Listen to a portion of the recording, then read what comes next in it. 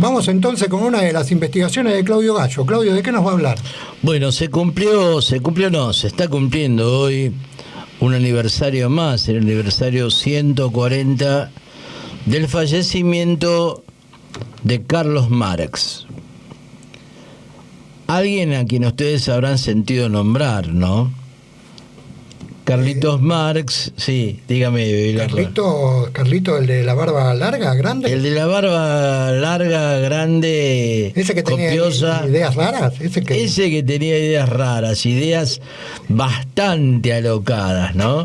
A contramano de toda la época, digamos, ¿no? Ese que todavía se habla de ese. Todavía se habla. Carlito tenía dos ocupaciones. Descubrir las leyes que rigen la historia de la humanidad, lo que hace hacer andar la rueda de la historia, y tener hijos, ¿no? En los tiempos que le dejaba el estudio se dedicaba a tener hijos con su señora, tuvo 6 hijos, y bueno, esas eran las ocupaciones de Carlitos. Carlos Marx, ahora hablando en serio, fue indudablemente el más grande filósofo y el más grande político que tuvo el siglo XIX, ¿no? Un hombre que investigó profundamente en la historia de la humanidad, pero sobre todo en las relaciones sociales, que son las que en definitiva entretejen la historia del mundo. Carlos nació en Trèveris, una de las ciudades más pequeñas de lo que en aquella época se llamaba Prusia y que hoy es Alemania. Una monarquía conducida, como todas las monarquías, sobre todo como todas las monarquías de la época,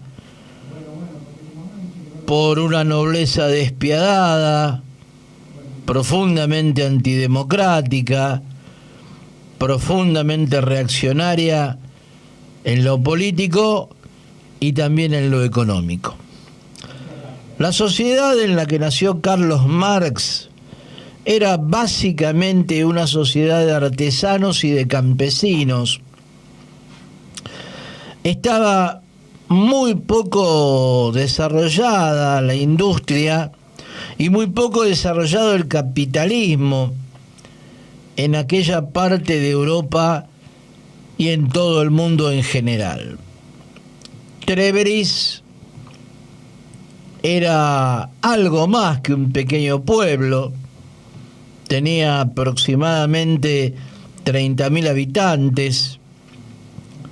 Había muy pocas fábricas, como acabo de decir antes, y la vida de la sociedad transcurría entre el artesanado y las profesiones liberales,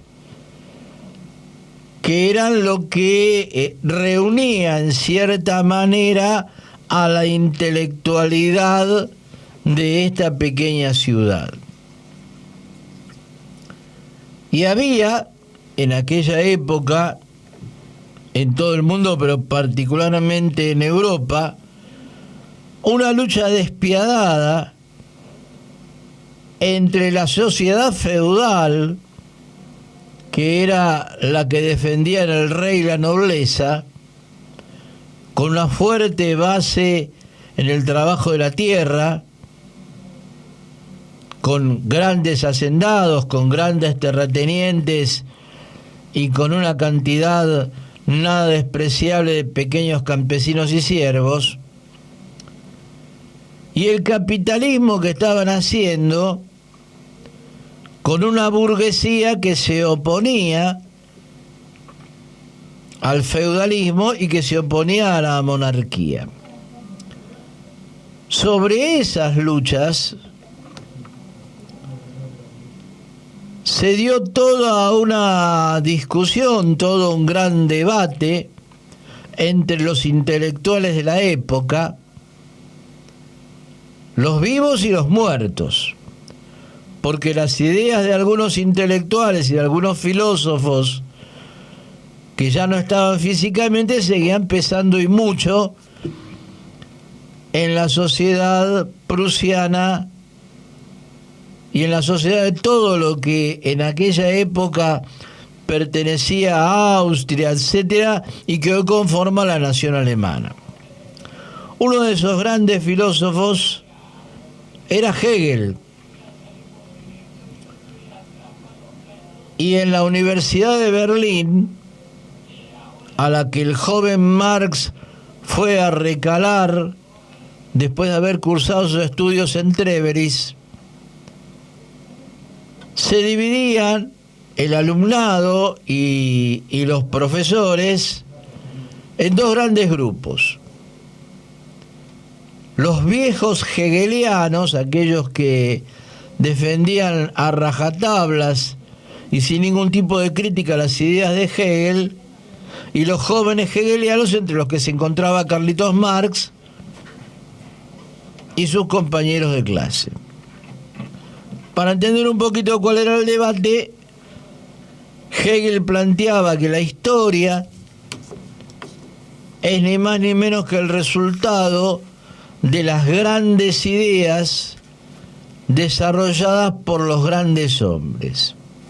La ecuación era más o menos así: grandes hombres tienen grandes ideas, y estas grandes ideas políticas, económicas, militares, etcétera, son las que mueven el mundo.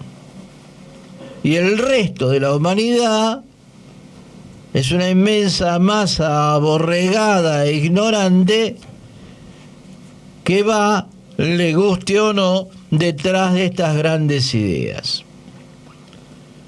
Yo no les voy a contar acá la historia del desarrollo de las ideas marxistas, porque esto daría para hablar años y para escribir libros.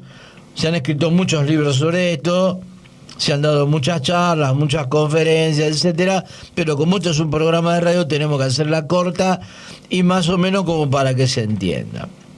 Después de muchos estudios y de muchas investigaciones, Marx llegó a la conclusión, junto con su amigo Federico Engels, que la historia no era, como decía Hegel, el resultado de las ideas de los grandes hombres. Y digo hombre porque mujeres ni hablar, ¿no? La mujer no existía, no tenía opinión, no tenía voz, no tenía voto, no tenía nada. Sino que la historia era, y sigue siendo hoy, el resultado de la lucha de clases. Es decir, que la rueda que mueve la historia y el progreso y el desarrollo de la humanidad es el resultado de clases sociales que ocupan lugares antagónicos en la sociedad y que permanentemente, de una o de otra manera, consciente o inconscientemente, se enfrentan, van al conflicto, van a la guerra por la defensa de sus propios intereses. Carlos Marx define en el siglo XIX que hay dos grandes clases sociales: la burguesía, es decir, los dueños de las fábricas, los dueños de las tierras, etcétera, que son una minoría, y una gran masa de trabajadores y trabajadoras explotados y explotadas, el campesinado pobre y sobre todo la clase obrera industrial, que para la época de Carlos Marx era minoritaria porque el capitalismo estaba en una fase temprana de desarrollo, pero que ya se preanunciaba como el reemplazo a esa sociedad feudal, monárquica, atrasada, con anclaje en el campo y con las viejas y obsoletas ideas reaccionarias, sobre todo las ideas de la Iglesia. En el caso de Prusia, concretamente la Iglesia protestante, el evangelismo más reaccionario y todo eso. Como todos podemos imaginar y algunos saber, estas ideas del joven Carlos Marx fueron denostadas, fueron repudiadas y fueron combatidas por todo el academicismo de la época, por los rectores de las universidades, por los grandes filósofos y por todo el mundo. Pero Marx no fue solamente un teórico del cambio social, uno de esos señores que se sientan detrás del escritorio y estudian, escriben, hablan y después se van a dormir, sino que además fue un revolucionario activo, fue el creador de la Liga de los Comunistas, que fue el primer intento concreto de construcción de un partido comunista en el mundo, es un partido que reflejara y que llevara a la práctica, en la medida de lo posible, las ideas de lo que en aquella época no se llamaba marxismo, pero que en realidad lo era, ¿no?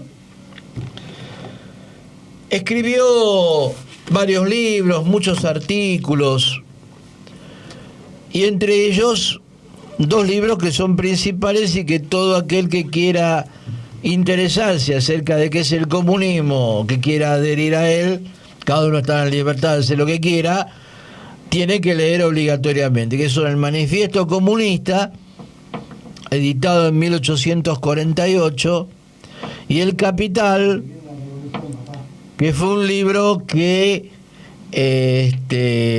no lo terminó porque la muerte lo agarró escribiendo el 3er tomo de este libro.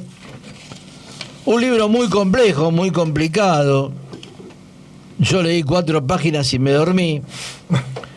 Y eso que me interesaba el tema. Pero bueno, es un libro de consulta, el que lo pueda leer, léalo. Me parece que es interesante, trate de no dormirse. El Manifiesto Comunista es mucho más ágil, tiene un lenguaje mucho más fluido, mucho más entendible, mucho más concreto. Y obviamente a partir de la muerte de Carlos Marx, el 14 de marzo de 1883, nació para la posteridad, para la historia, eso que la derecha de los últimos 200 años y de todas partes del mundo odia tanto, ¿no? Porque vos le decís, qué sé yo, a tipos como Milei o Espert o algunos integrantes del peronismo, les hablas de comunismo, de socialismo, y se le ponen los pelos de punta, ¿no? Carlos Marx dio inicio desde su posición, desde lo que él llamó el socialismo científico, a una nueva etapa de la humanidad en el terreno de la práctica revolucionaria y de las ideas revolucionarias. Al calor de las ideas de Carlos Marx, millones y millones de obreros y de obreras, de trabajadoras y trabajadores en el mundo han levantado las banderas de la emancipación social y han liderado procesos revolucionarios que fracasaron y algunos que han sido absolutamente exitosos, como fue en su momento la Revolución Rusa de 1917, o la China de 1949, o la cubana de 1959. Y este muerto, que está muy muerto, que todo el mundo quiere enterrar, parece que no está tan muerto y que no está tan enterrado, porque sigue haciendo de las suyas, ¿no? Y sobre todo en un mundo en donde la reacción, y no solamente la reacción, sino muchos sectores reformistas, muchos sectores que se autodefinen como nacionales y populares, progresistas, etcétera, etcétera, dan por muerto. Aún así, en un capitalismo que se cae a pedazos, signado por la guerra mundial, signado por miles y miles de millones que pasan hambre en todo el mundo, por el cambio climático, por un montón de cosas más, parecería ser que al calor de las ideas de Marx, el que está agonizante es el capitalismo y el imperialismo, y no las ideas del marxismo. En este momento de la historia de la humanidad, las ideas de Carlos Marx cobran un nuevo sentido, ¿no? Sobre todo cuando uno ve a su alrededor cómo se reparte la torta y cómo los pueblos se levantan. Y les digo algo, los pueblos se levantan sin saber quién carajo fue Carlos Marx, ¿no? No necesitan leer el Manifiesto Comunista para levantarse, ¿no? No necesitan hacer una interpretación ortodoxa de miseria de la filosofía, ni del capital, ni nada por el estilo. Los pueblos se levantan porque tienen hambre, porque quieren recuperar sus bosques nativos, porque quieren recuperar la tierra y porque ya están hartos de tanta opresión. Y al hacerlo, el viejo Marx, o los huesos que queden de él, comienzan de nuevo a sonreír. Bien, ¿hasta ahí? Hasta ahí. Bueno. Por ahora hasta ahí. Está bien. Los pueblos se levantan porque están hartos de tanta impunidad y de tanta desidia de parte de los distintos estados, ¿no?